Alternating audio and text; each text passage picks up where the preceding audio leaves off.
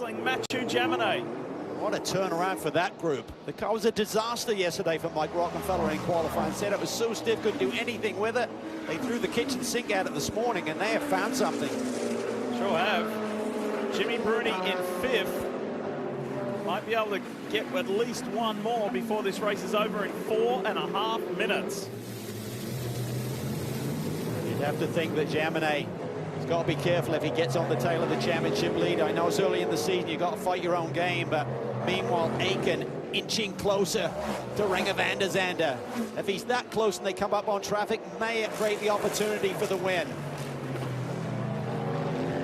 And Callie's trying so hard, especially through turns 6 and 8. They told him a moment ago, Peter Barron said, that is where the 01 is the weakest. If you can attack that portion of the track a little bit harder, we might be able to get him. Yeah, and they have those left side tires, so I think that's why Peter Barron is really keying on that for Jack Aiken. That's where you're going to have the edge, where the tire advantage would come into play. They're really important corners to get off, get the power down, and launch you down to that next brake zone. But Renger looks calm. He looks comfortable right now. And they and we may just be talking about this victory like we did last year with that masterful job by Porsche Penske Motorsport to go all the way on the one set.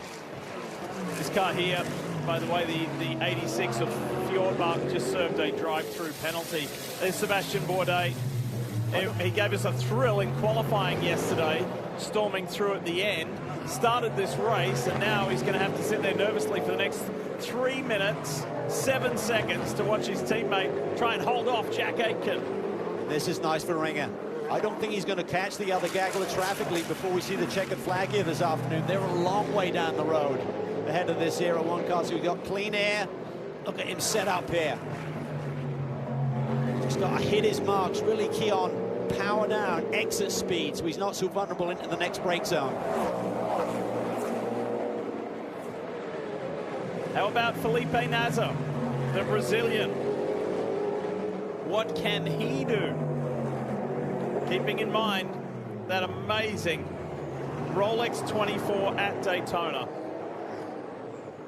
This car looks good, Lee. The balance looks good. They just changed rears. Some of the teams took left sides, like the 31 car. They took rear tires. So now this is going to have maybe a traction advantage off some of these corners in these last couple of laps.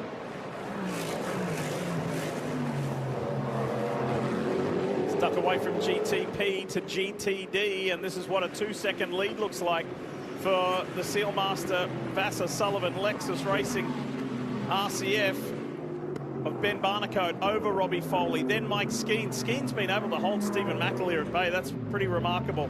Great job, Mike Skeen. That's been intense, that racing. Lexus, BMW, Mercedes-Benz, Acura, Ford Mustang, Corvette.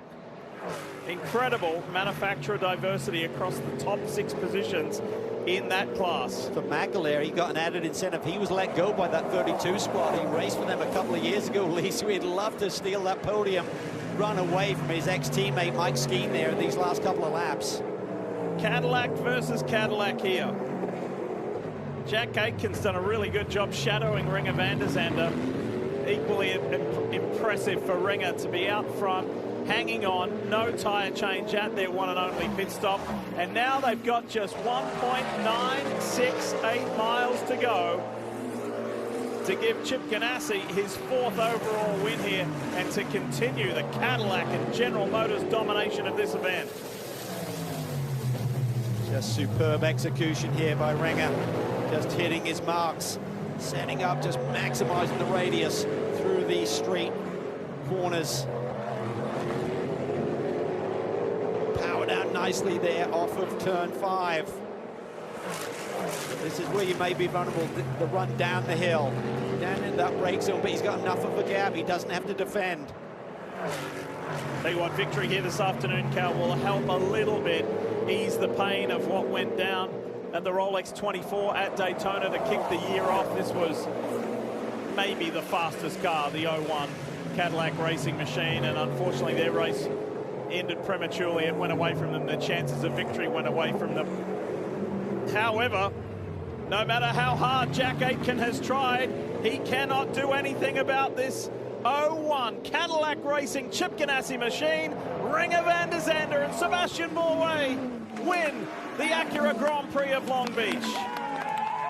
Bourdais and van der Zande do it in the sunshine in California. That was good. He handled the pressure, but the race is not done in GTD. Now the pack is a little bit closer to Barnicoat here, so I'm not sure if he has an issue or not. You've got to try and hang on and give Lexus that win. Foley's done a nice job here on well-worn Michelin tyres here. Remember, he double-stinted as well, going on the same set for the full distance. Well, remember what Patrick Gallagher said earlier. We got the best in the business on strategy at Turner Motorsport. They put us in a great position. They sure have. That Liqui Moly BMW's headed for a second place here.